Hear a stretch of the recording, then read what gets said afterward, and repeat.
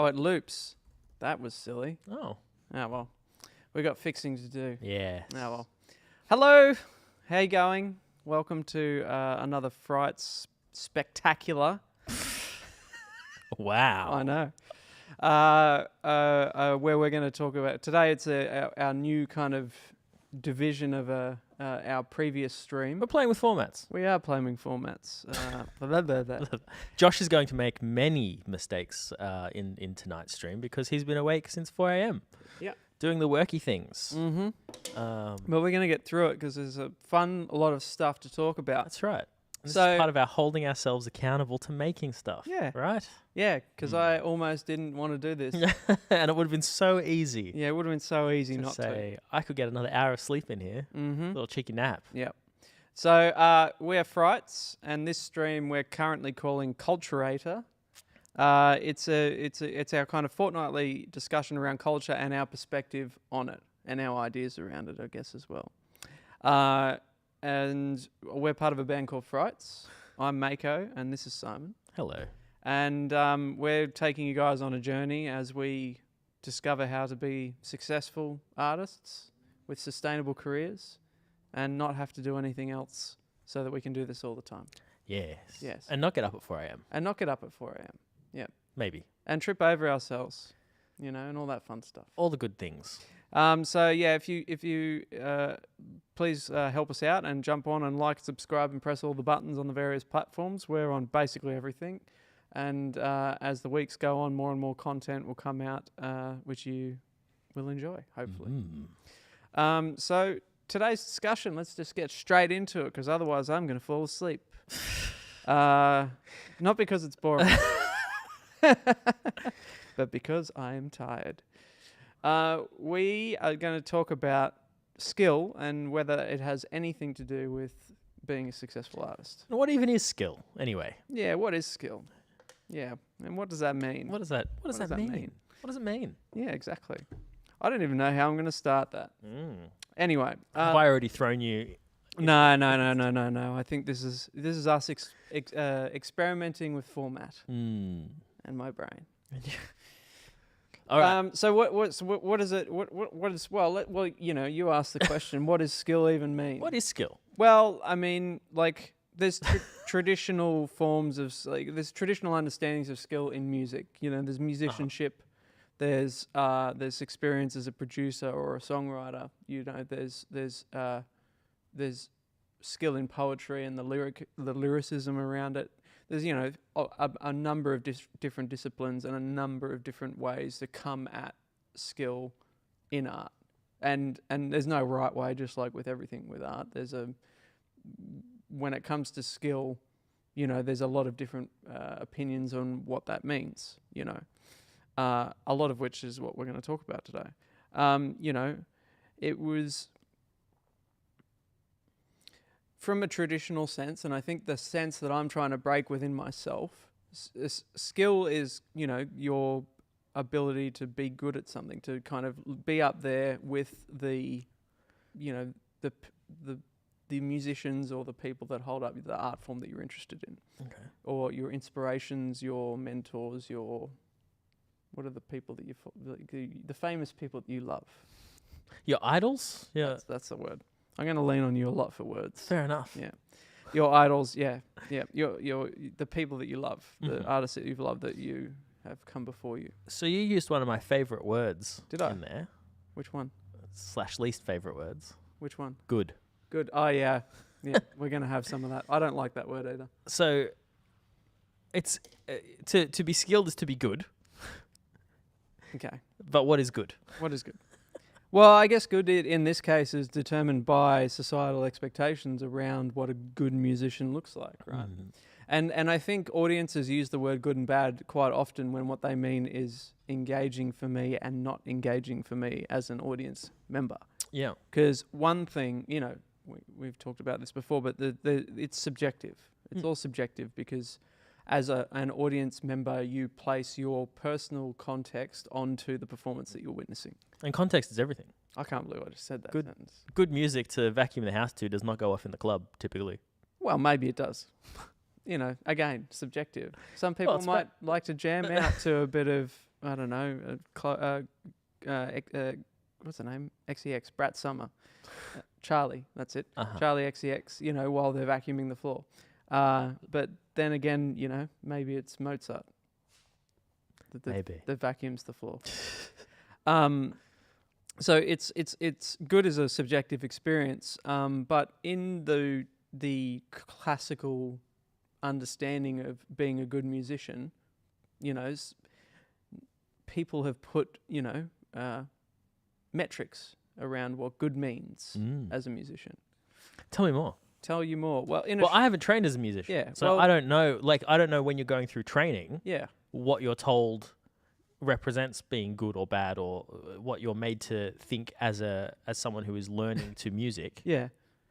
What that looks like. What advancement looks like. Yeah. That's right. Well, I mean, I'll talk about it from an Australian perspective, but there's a school's perspective, right? There's a considered schooling perspective on what training for a musician looks like. Playing the recorder.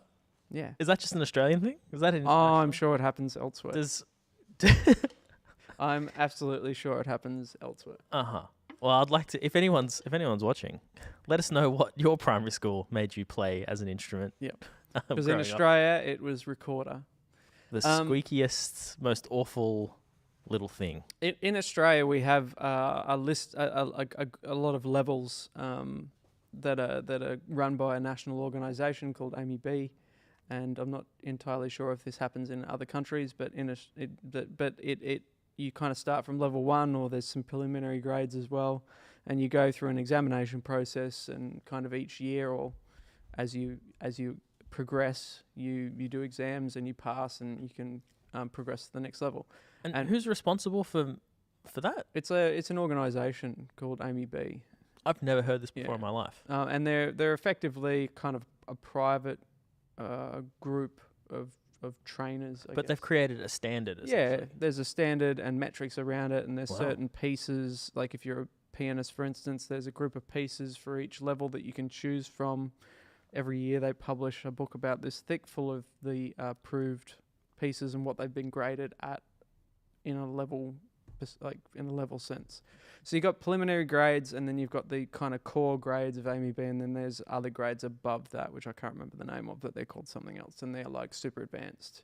You're starting to get into college level, university level music studies at that point, whereas the numbered levels, which I think go to 7, are specifically kind of designed for people within the schooling system. I think it's meant to kind of follow along with maybe a high school, late primary school, early high school kind of years. Yep.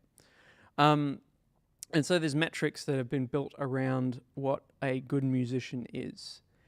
And unfortunately, I think for a lot of artists, they get caught up in those metrics and kind of, or at least from my understanding, like the way that it is for me, for a long time, those metrics were built into my self-worth as an artist and determined how I saw myself as a creator. And I think this is a trap for a lot of people who like to make stuff. It's becoming less of a problem now, I think, because a lot of people are self-teaching themselves through YouTube and things like that, which is a perfectly legitimate way to learn an art, learn a skill. But I think for people from my generation, when YouTube wasn't around, like YouTube didn't exist until I was in late high school. So everything I got from before that was from watching concerts or stuffing around with my friends or whatever, right? And even then, or from teachers that my parents hooked me up with, or the church, that kind of stuff. So in the modern age of music education, there are metrics around this stuff that they use to grade people on how good they are as a musician, which I think is a load of horse shit, as you're probably aware. And I think it actually has nothing to do with your ability to create great cultural products, songs, music, whatever. So, I think that kind of neatly wraps up my perspective on what skill, what the traditional kind of understanding of skill is. Just to clarify a bit further, what in that context, someone who is let's just stay with piano because that's your background. Sure. Yeah. What is something that distinguishes a skilled, like an advanced pianist from an intermediary pianist? When you're watching or listening to something, what makes you go, "Oh, that person is skilled"? I think for me, and this is a very, developed perspective because of my history. Like I'm looking for to call them an inverted commas good pianist or an engaging pianist, skilled pianist even. I'm looking. Technical skill is kind of part of it, but technical skill doesn't just mean playing notes fast or even playing fast at all. It means touch. It means how a pianist plays the instrument, how they interact with the instrument. I'm looking for a relationship and a to and fro, even though pianos aren't alive, some might argue with me on that one. They can't react, if that makes sense, so much to what you're doing to them. There is a feedback, right?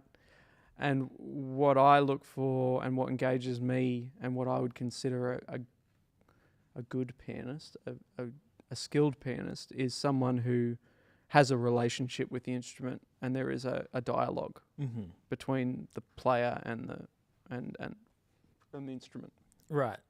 So something like that they could be playing really chill. They could be playing 3 notes and playing those 3 notes in a certain way and with a certain interaction between them and the instrument. There's this kind of thing that happens backwards and forwards. Yeah. So when you say that, what I'm thinking about is, that Keith Jarrett concert, that famous. Yeah. So Keith Jarrett is a jazz pianist, right? Mm-hmm. Is that fair to say? And he played this concert in Germany with an absolutely broken piano. Yeah.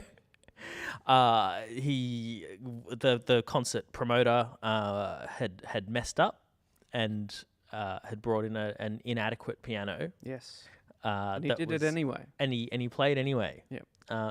And it's become his most famous work, this improvised piano concert. Yeah, and that's the thing. Like that's the dialogue.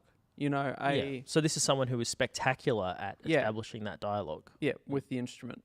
Because every piano, every violin, everything that's made, even things that are machined to perfection, are different. They feel different in your hands as a musician. And the musicians that aren't engaging for me are the ones that tend to fight with their instrument. And I have a perspective on Australian musicians, and this is not inclusive of everyone, but it's my general feeling on Australian musicians versus musicians who spend most of their time in other parts of the world. Like there's a lot of Australian musicians who don't fit in this category, and they also don't live in this country anymore. They interact with other people who are kind of on this higher plane of skill, in my opinion. In Australia, I see a lot of musicians who are kind of up there in the game, out there playing gigs a lot, making music and working in the industry, who just seem to fight with their instruments all day long. When you watch them play, it doesn't look easy.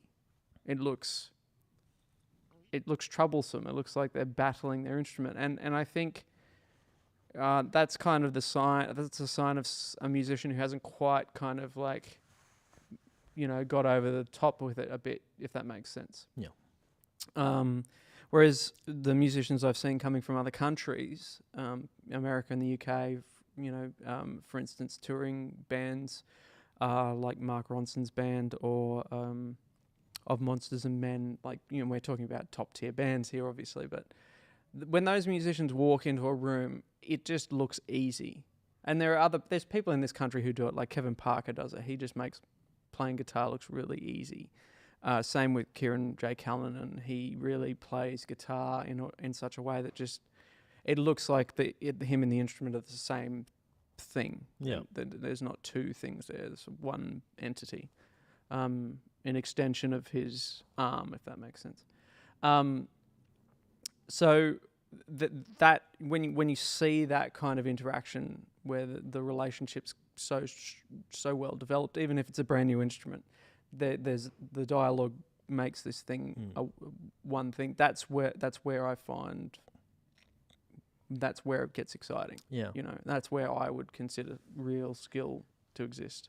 I don't know if this is an apocryphal story, but just feeding into this, I heard about a thing Brian Eno did when auditioning guitarists, which was to hand them a guitar that was just in a complete mystery tuning. Yeah, and see how they figured it out as they played it. And that's the same thing that I'm talking about. There's a dialogue. They play the instrument and they go, "Oh, this is interesting," and then they just figure it out. Yeah. I was going to say it earlier, but there's a reflection that's going on, like a feedback, a reflective feedback happening within the musician. And this is not isolated. We're talking about piano specifically at the moment, or maybe guitar or whatever. But this is applicable to all practices, artistic practices. It doesn't just sit within music. So I guess there's a critical thinking thing going on, a reflective practice. So would it be fair to say that skill, when it comes to art making, is about intimacy? Maybe intimacy with the potential the tools and the medium, I suspect, as well. And that, I guess that's experience as well. You could say it's experience. Skill is experience. A skilled musician is experienced. I have two words that there's a word that I don't like, and that's talent. I'm not a big fan of the word talent, and I'm sure that someone will argue with me, but my personal definition of talent versus skill is talent is natural. You come with talent. Innate, yeah. Skill is developed. And someone who practices their skill day in, day out versus someone who is talented and doesn't practice, the skilled person will always come out on top in the end. Because they actively engage with their practice. Tortoise and the hare stuff. Yeah. So but having innate talent is always also very useful. Very useful. Very useful to be born knowing how to do it. Yeah, people like Jacob Collier, I would say, fit into incredibly talented people who practiced their skill and became or are becoming effectively giants of our musical age. Specifically in, say, a pianistic perspective, like from a pianist point of view. But he also practices many different things that I think are very exciting. Anyway. All right. So that's skill, right? The kind of discussion that we're going to play around with today is that skill doesn't really... skill's basically a negated thing when it comes to having a successful career in creating stuff or playing around with culture or existing in the cultural sphere as an artist. It's useful. Don't get me wrong, we love our artists who are very skilled, but the traditional kind of definitions of skill, like we were talking about, like exam levels or, the kind of the applied metrics or the kind of determined metrics. I can't find the right word, but the agreed upon metrics, that's what I was going for. They don't really play into it. Everyone starts somewhere, and sometimes the thing that they start with is the most compelling thing they make in their entire career. Not always true, but it happens a lot. That's why you have one-hit wonders. I think that's why that term exists, I also kind of have a personal opinion about earlier records for a lot of artists are the best ones, and then as they move further into their career, they become less compelling. I think that's a pretty commonly held belief and observation. Difficult second album syndrome is a real thing. Yep. I think that I've lost my train of thought. That's normally your job. That's my job. Oh, well, I'll take it. I'll take it a step further. If we're talking about how I think skill with an instrument is a dialogue that happens between the musician and the instrument, this feeds right into our argument around what a successful career looks like within culture. There needs to be dialogue between, or conversation. That's not the word. Conversation between a creator and the broader context of the world that they live in. When those conversations happen is when you start seeing magic, or if that's when you start to see careers kind of taking off. Yeah. Well, when you talk about, so coming back to Charlie XCX, for example, Yeah, part of the reason sure. that she's seeing this album of hers be the most successful of her career immediately is because she's captured something. She's captured the essence of Brat Summer, the Brat Summer that we've all, even though it's winter here. Yeah. It's Brat Summer elsewhere in the Northern Hemisphere. Inside us all, it is Brat Summer. Yeah. Unless it's 0 degrees. But because it's not because the music is any different or better than the stuff that she's produced in the past. I mean, there's probably arguments to be made there, but largely it's because it sits in the cultural conversation better than it ever has before. Yeah. All the interviews and things have spoken to her about this, and she's said stuff like, I changed the way I wrote lyrics because I felt like I was writing in this voice that wasn't necessarily the way that I speak to my friends. And this is the experience that everyone's having. They want to, when they listen to her music, it's like listening to a conversation with a friend. Yeah. Right? It's more intimate. It's more closely tied to the experience of being a human. Yeah. Than her previous work has been. Yep. And sure, she's written plenty of pop bangers and has that skill with writing and knowing how a piece of music fits together. But the last last little piece of the puzzle for her was how to make that leap into cultural conversation better than she has before, and that's been the defining feature of this album. Yeah, it's taken her a little bit of time to get there, and certainly I've only listened to one interview with her, and that's the Tape Notes podcast episode with her and her producer, whose name escapes me. But it was definitely a team effort with that. There was, she was working with a couple of producers who really knew their stuff, and knew what she was trying to do and helped her along the way.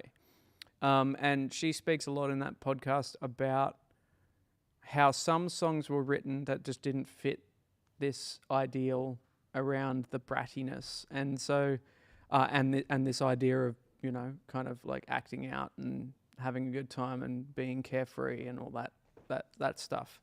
That's the core concepts around the album. And so they spent a lot of time thinking about those ideas and how they could contextualize that in the music they were making and the production choices they were making as they were making the record. So that's that's a really good example of what we're talking about here. There was a core idea which a lot of people kind of are quite capable of hitting. It's the execution on the idea and the interaction beyond that idea where it becomes a bit hairy for some people, and that's why we're unpacking it. I want to touch on one little thing before we move on. Go.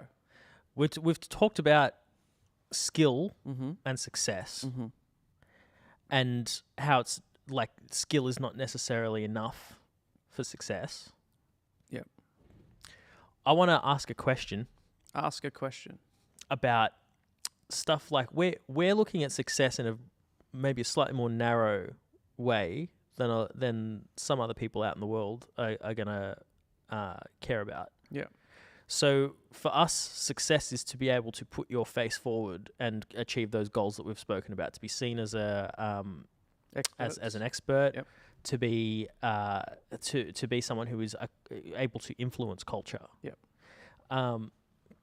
But that I just want to I would just sort of acknowledge before we move on that to be a successful session musician, for example, doesn't require these things. It requires more that needle to be more on the skill side. Yeah. And the same goes for to be successful as a hobbyist, for example, as well. If you're someone who wants to sit in your lounge room and fiddle-de-dee on the banjo all afternoon long, and be able to make great noise but don't want to share it with the world. Again, like that, the threshold for success is much more based around that idea of Well, it's being different, skillful. isn't it? And I think this actually brings up a really good point. We've kind of alluded to it in previous chats around what we're doing, but the determining of what success means to an individual is very important in what it looks like to become successful. It also, I know it sounds silly. That was such a wonderful sentence. That was very nice. Sorry. Let me try again. The goals are a core component of working towards a good product for you, and I would say that it's even like from a objective point of view a requirement for working towards something that's culturally relevant. The other thing that you didn't mention before when you rattled off a couple of the core Goals. Maybe you did core goals. Did you say like we were talking about interaction with culture? Did you say that? Because it's I did. You did. Okay, Yeah. That's great. Well, one of our big goals is interacting with culture. So we're very interested in meta narrative and things around the initial ideas that we have for certain pieces of content. This is a perfect example of that. This is an expression of those goals. Even though we're not necessarily experts, we're kind of working towards what that might look like. Yeah, but we're definitely figuring it out as we go. And I learnt a lot kind of doing the research for this particular idea, which has not been done before. This is the first time we're actually doing this, like doing a research piece before. As in, it's not been done. As in, we haven't done it. We haven't done it. Yeah, as in, we haven't done it before in the journey that we're on. Josh claims he invents research. I do not claim that. So the setting of goals is really important to the determining of what success means to the individual practitioner.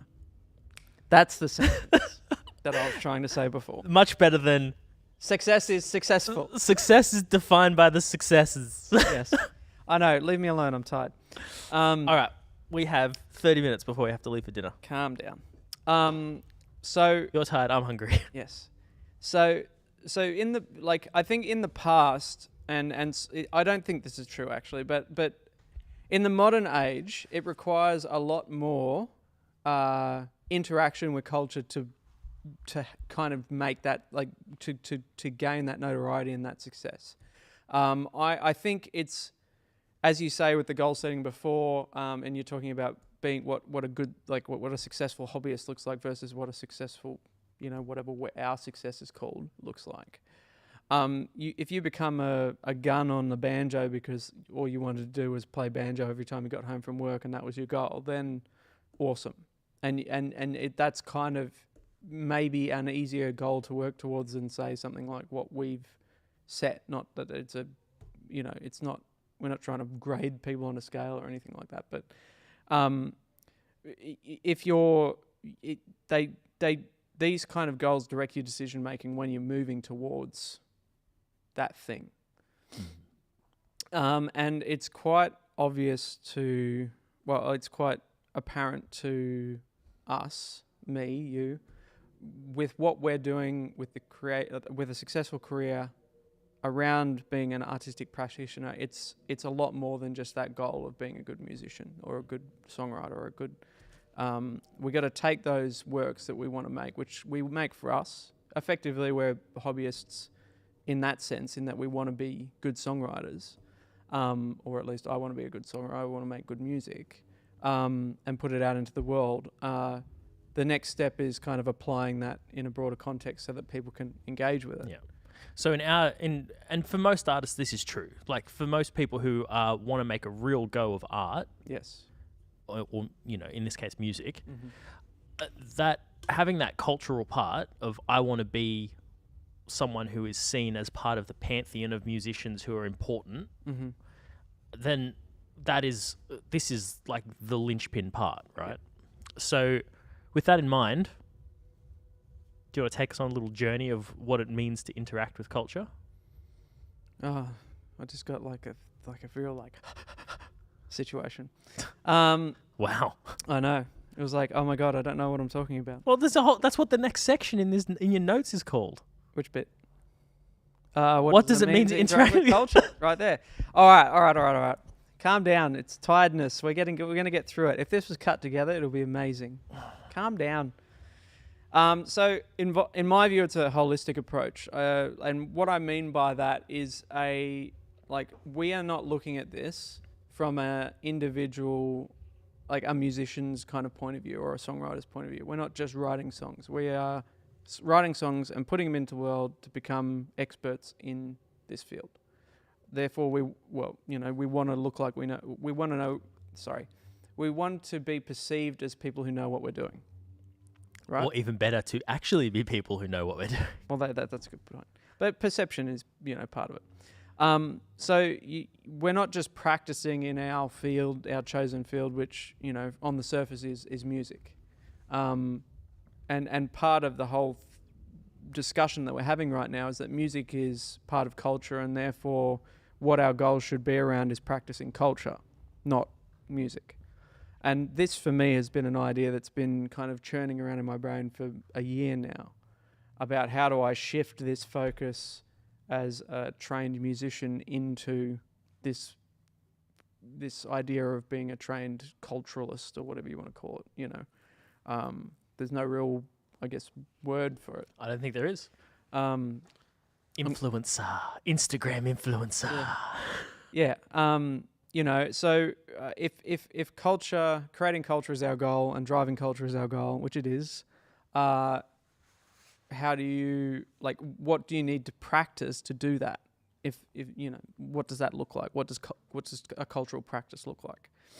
And that's what I mean by holistic, because it needs to take the music that we're writing and put it into the context of the audience that's listening to it, into the world that we exist in, into the culture that surrounds all of that, And specific things within that. Yeah. Interesting angles on those specific things. Yeah, putting the interpolation thing where you put the two and two together and it make a new thing, That's what all invention is, isn't it? Yeah, I'd say so.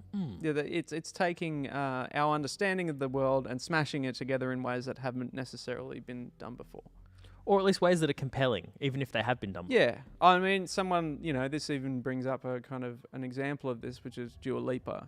And she, I would argue is by no means an original artist. Everything she's done in recent years has been a reinterpretation of something that's already existed before in the past. And if you ever doom scroll on Instagram and find yourself in a music vortex, you would have seen comparisons to Dua Lipa songs against stuff from the 20s, the 30s, the 40s, the 50s, the 60s, etc.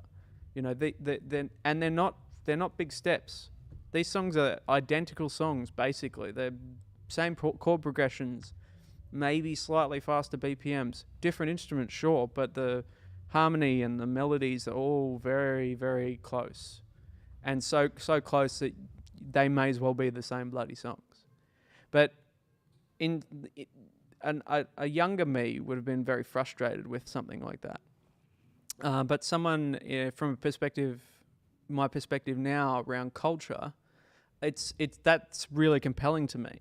And it's compelling to an audience, even though they don't know about that link, because they have that experience built into the way that they understand culture. Because the culture that they understand doesn't just come from them and their experiences, it comes from their parents and their experiences and their grandparents and et cetera, and so forth. This all kind of passes down. Yeah, it's part of your DNA, your cultural DNA. Yeah.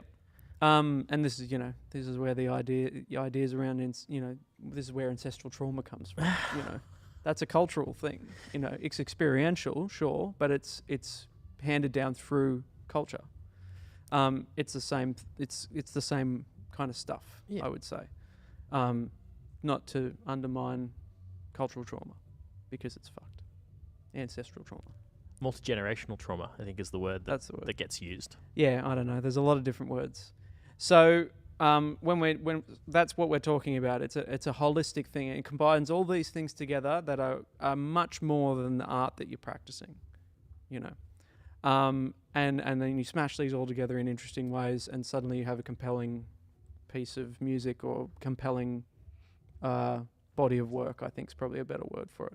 Because that includes all the thinking around how to make an audience or how to present it to an audience, how to position it in the cultural context of the time or the future time or the recent past time or even in the distant past time, wherever you decide to put it. That has an audience coming in and listening to it.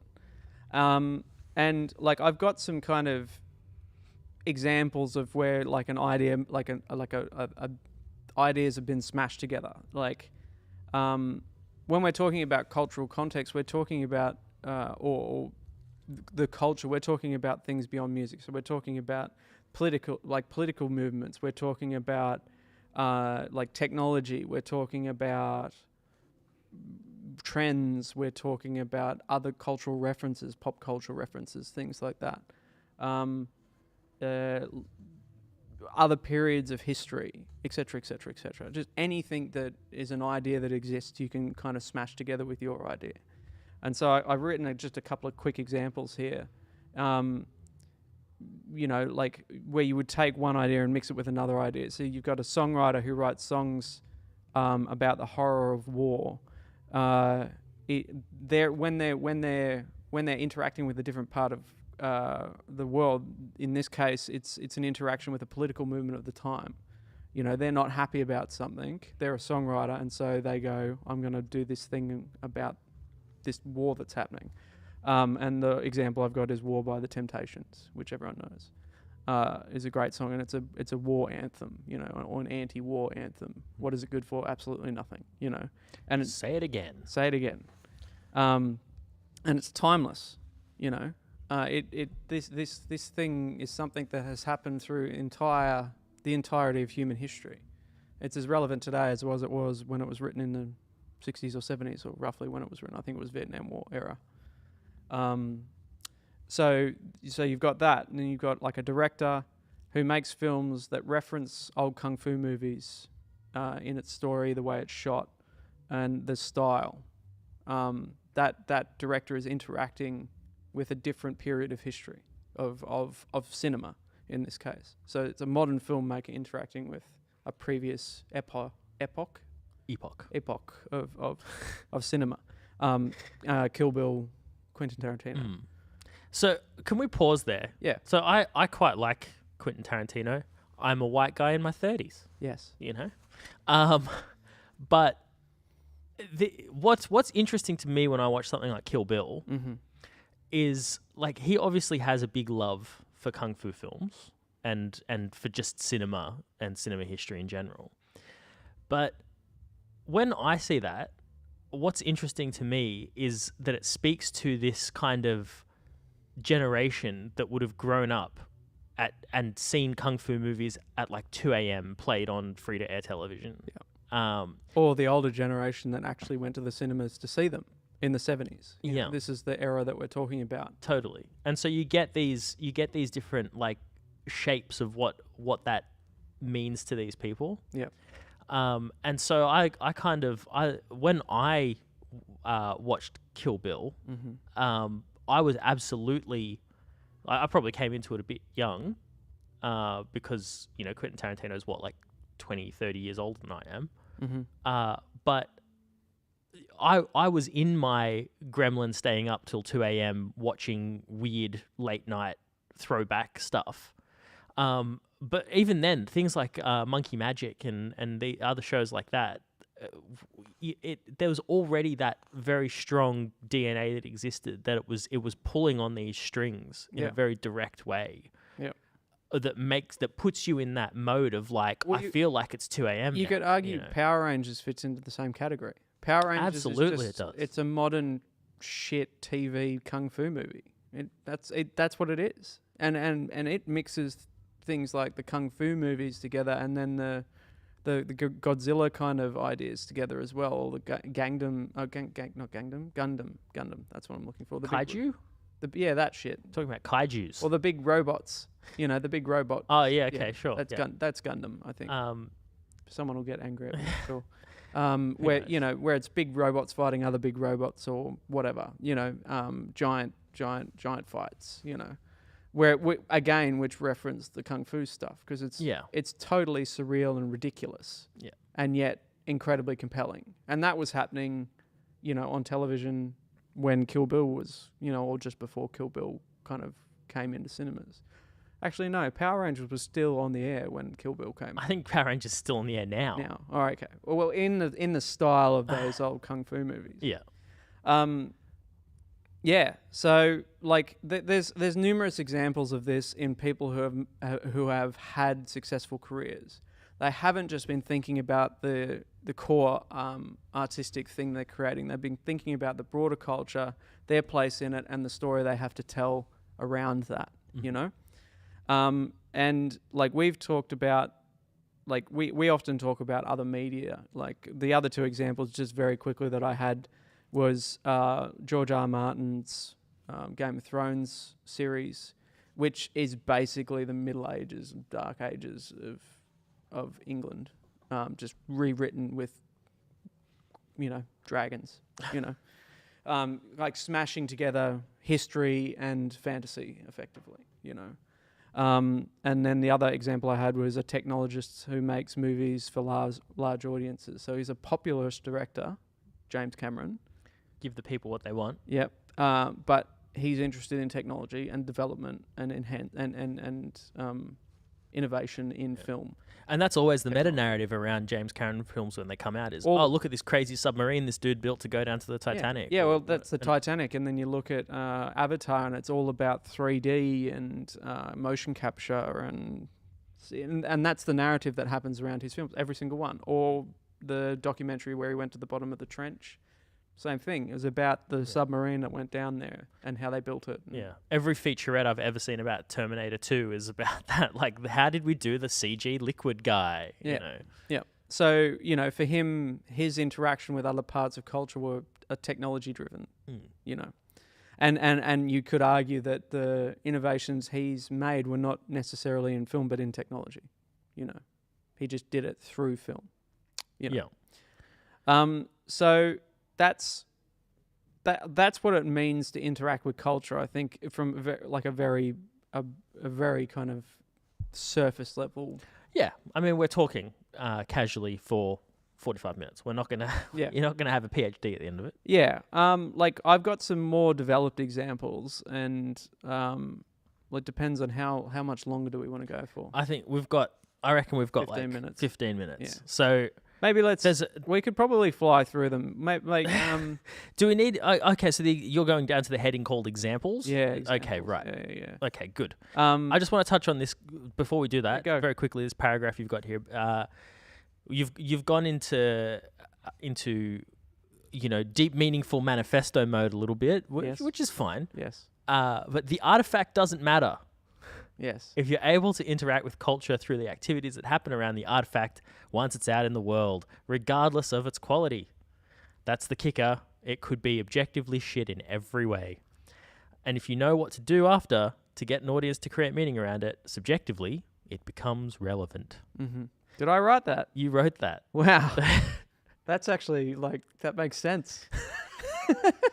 Does it? No, you don't think it makes sense? No, I mean, I get the thrust of it. It could have been better. It was there as notes, but it's good. I mean, the sentiment is good. That like the skill of the practitioner, whether you've got all your, what were the levels called? The musician levels? The Amy B stuff. Yeah.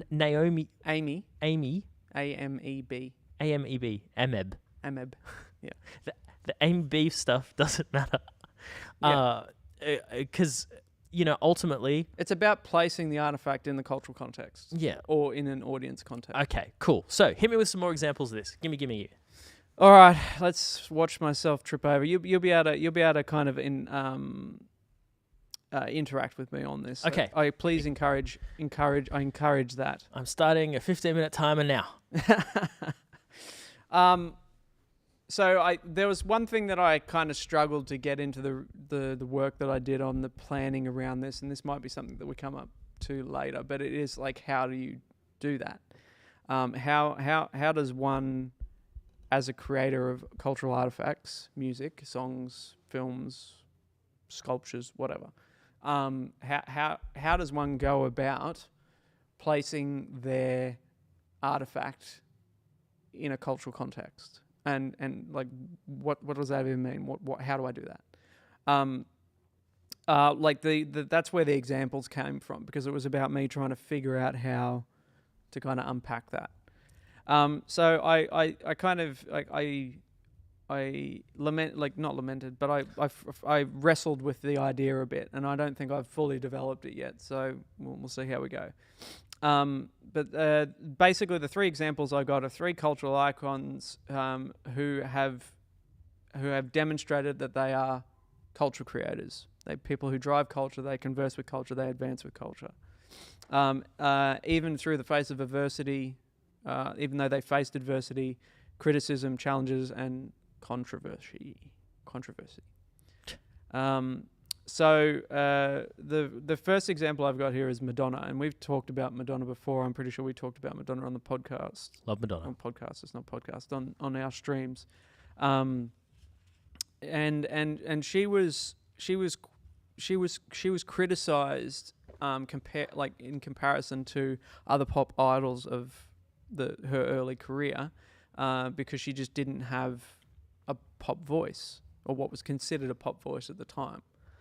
And to this day, she still is, from what I understand, quite self-conscious about her voice. They used to call her voice the Minnie Mouse voice of Madonna, effectively. Which, you know, I mean, sure, like you can probably hear that a little bit, but it seems a bit mean. But that's what's going to happen. She has a thinner voice than lot of other musicians. And she didn't have the range either. So not only that, she didn't have the range. And once she did kind of solidify herself as a practitioner, she went and got training that she didn't enjoy with someone that she hated, and was able to kind of expand that ability. But we all know that she's done very well, obviously, and she's done that despite these perceived shortfalls in her technical ability, right? But how did she go about that? The big one that we always point to is the fact that she kind of made the music, got out there, and she was flogging it around New York in all of the clubs of the time, particularly the gay scene at the time, and basically going to DJs and go, please, like, play this great stuff.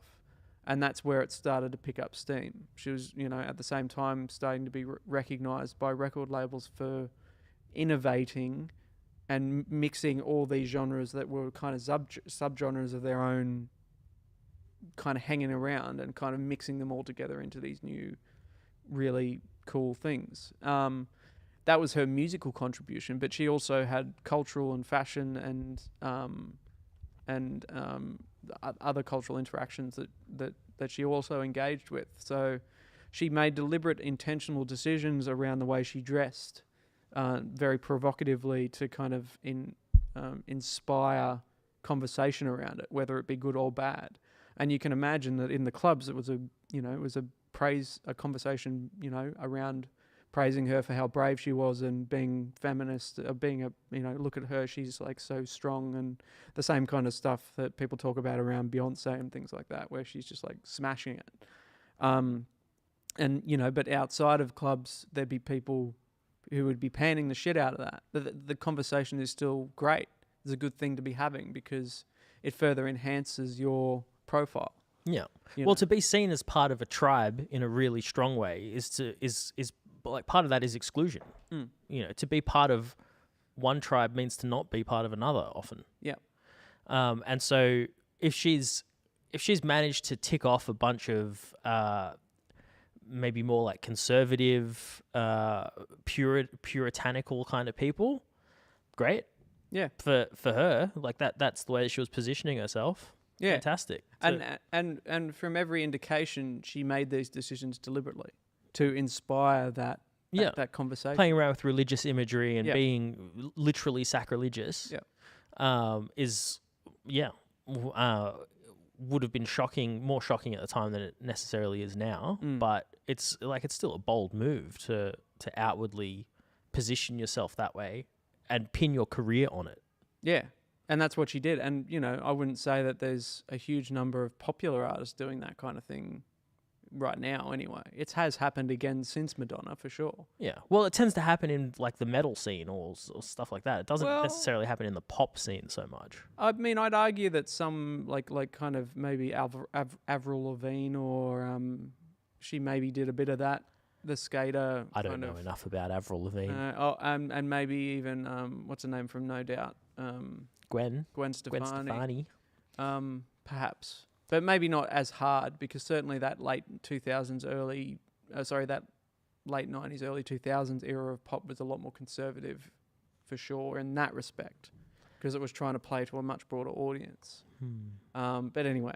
Yeah, I don't know enough about their imagery necessarily to know if that's something that is what I was sort of thinking of. But sure, I'm willing to accept that.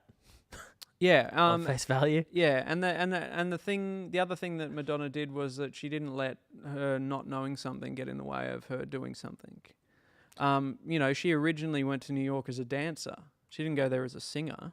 She went there to dance, and she just found herself singing and working with musicians, and so was like, well, I'm just going to make a run of this, basically, and learnt the skills that were required. She was in a couple of bands before she became Madonna. She played drums, she played guitar, she played piano. But she wasn't necessarily a gun at any of them. She just did it because she had to do it to express the things that she wanted to express in the broader cultural context that she was existing in. And yeah, that's, she did that all despite the fact that she was, originally a dancer, So that was my first example. And like, she went on to, obviously, she's still relevant now. She managed to kind of maintain this ability to interact with culture and evolve that ability to interact with culture across her career. And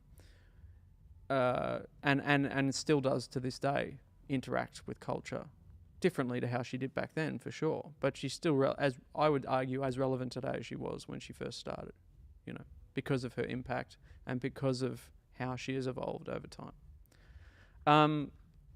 The next example I had is Milli Vanilli, they were a pop duo that were very popular in the late 80s and early 90s. That's Blame It on the Rain, right? That's them? Oh, is it Blame It on the Rain? It on the Rain? I don't know. I don't know enough about their songs to comment. I need to listen to them more. And particularly after doing this. So you really have just been in a research hole. I have been in a research hole, and I ran out of time to listen to everything. So Milli Vanilli. Milli Vanilli. But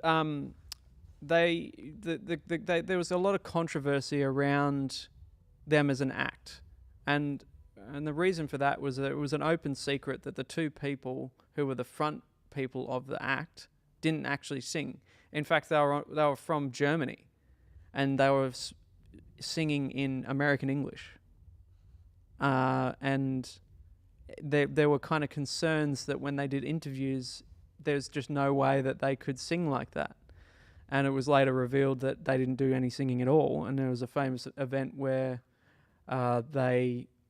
something happened with the vocal track during a live performance that demonstrated that they didn't sing. And that's when it all blew up. Before that, they'd won a Grammy for Best Emerging, Best New Artist of 1990. And then when the controversy hit that they didn't actually sing, they didn't actually sing on the records. The Grammy was taken away from them. But the reason I picked this example is because it demonstrates the point that you don't have to be good to have a cultural impact. And I think good in the sense that we were talking about earlier, skilled, practiced, whatever, to have a cultural impact. It's how you interact with the culture around you that determines your success, if your definition for success is becoming a cultural icon. And infamy, Milli Vanilli's name still is spoken about today because of that infamous controversy that they had. And there's a whole heap of other interesting stuff around Milli Vanilli that's quite relevant to what we're doing, because it was manufactured. Like, Milli Vanilli was a manufactured pop act. Yeah. And in the most extreme sense of the word. There's a couple of producers who were too old and white to be in front of the camera, who wanted to make popular music and wanted to have a go of it. And so they did. And this was the way that they thought was a good idea of doing it. And I think if this was to happen today, if Milli Vanilli had happened in the early 2000s instead of the late 80s, early 90s, we wouldn't be talking about them like this, because it wouldn't fucking matter. Well, I think part of the reason it doesn't matter is because that experience kind of opened the door to it. It they made pioneered effectively the pop act that can't actually sing. Yeah. Well, how many people since have had lip sync controversies and they disappear immediately? Yeah. It's not even a thing. Because everyone does it. One of my notes is everyone does it. Absolutely. There's an acknowledgement that track is now just part of what it means to have a live performance. Yeah, well, and to the extreme, like you might have, like, in a high profile event, a modern pop star will never sing in a live setting. They won't sing. They just won't do it. It's too risky. If, like, an artist, a musician makes a lot of their money on touring in, pre-COVID times. Now it's undetermined. So undermining your ability to sell tickets by having a poor performance on something that lasts forever, TV show, YouTube, whatever, that's high risk. If it's pre-recorded, it's a different story. But if it's live, like you're on stage and it's being broadcast, it's not worth the risk. You sync the shit out of that. You lip sync the shit out of that. And it happens all the time. I've done it. I've seen it with big artists. A more extreme example of that is a big, well-known band playing a festival, and this is just part of their touring setup. They have a one-to-one redundancy of every instrument, of every line that's on stage being played from a Pro Tools rig. So if the bass player's off on a particular day, they just take the bass player out of the front of house mix and throw up the track bass. So there's a bit of, at least in that case, there's the chance to get a real show instead of smoke and mirrors. And then there's the, which almost every band does, to my chagrin, these days, which is the track enhancement that happens on almost everything, to kind of fit the record better. Yeah. I think there's also an acknowledgement here that this level of manufactured fame is also just the norm now. Yeah, and to be honest, I think it's always been the norm. I think we've talked about this a little bit before. Sure, it's more like throwing it into relief. Yeah. That it's, yeah. Yeah, it's like it's been accepted that it's okay to kind of fake it a bit here and there, or completely. Okay, let's move on. No, I want to make one more point on this. Okay. And you made it before, but I want to wrap it up. Like, without Milli Vanilli and this controversy that they had, where they were effectively cancelled before that word existed, in that context, for faking it to make it, and they made it. They were effective. They were penalised for that by the broader cultural community. But it did open up the way to modern pop music, and modern uses of technology that are accepted. That's what I've got to say about Milli Vanilli. The last example I've got is one that everyone knows, and that's Snoop Dogg. Very talented, constantly involving his persona, music, and the way he interacts with culture to stay in the public eye and to continue being Snoop. He's never stopped being Snoop. Ever since he started doing this when he was a teenager, effectively. It didn't matter if he was from the streets in a gang, converting to a new religion. getting him to prison, or most recently, and why he's in the list today, appearing at the Olympics as an NBC commentator, effectively. He is ubiquitous and a cultural icon. Snoop Dogg is a cultural icon, and has had many forms. I think his kind of main innovation as a culture, as someone interacting with culture, is the kind of unbound cultural icon. This is a guy who's been thousands of different things across his career and continues to be a different thing every time you see him, authentically a different thing. Like, he doesn't need to do any of this. He does it because he wants to, because it's fun, And there's no selling out, I don't think. Even though he's kind of working for the widest network in America right now, I don't think anyone would necessarily perceive him to be selling out. He's just being Snoop, Yeah. So that innovation is what makes him, that's what's built his career to the sustainable thing that it is. Mm-hmm. Yeah. We might need to wrap this up and do it as a part 2. I mean, let's close it down. We've got a couple of minutes to close it down. I got to pee. Okay. So I got about 30 seconds. Well, how do we close this up? I don't know. The point is that you don't need to have what would be considered a broad understanding of being a skilled artist to make it. It's about how you take those things that you make and push them into the cultural sphere. Yeah, it's all about connection to culture. Yeah. And I think you can see this across so many fronts. Punk music is exactly in this. It's so much more about cultural connection than it is about musicianship. Mm-hmm. And in fact, the thing you said right at the start about people looking like they're having difficulty playing their instruments, that's part of what makes punk music really compelling, is watching these people struggle. I get to do the most smash basic their guitars, shit. Yeah. It's fantastic. Yeah. Anyway. I think that wraps it up for now. It's not necessarily a part 2 because this is going to be a continuous conversation. Sure. So let's call it there. And thanks for joining us. Yeah. I'm Mako. This is Simon. I was about to say something silly. Yeah. Thanks for joining us. Follow us on the socials, and we'll see you soon. Bye. Bye.